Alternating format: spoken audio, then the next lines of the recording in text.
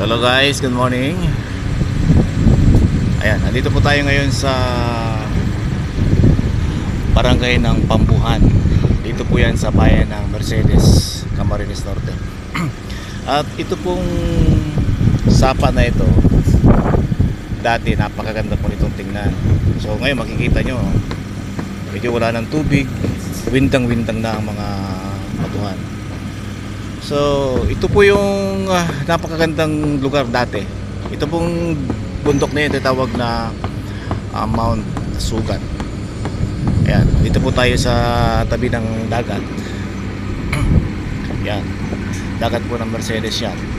At yung islang yan ay yung barangay ng Caringo.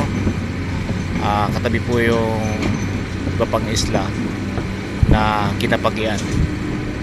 So, mapalad po tayo at tayo nakating dito sa bayan ng Mercedes at naihatid ko sa inyo ang magandang tanawin ng lugar na ito. Mula dito po sa Mercedes, Team Balbas nag-uulat. Bye bye.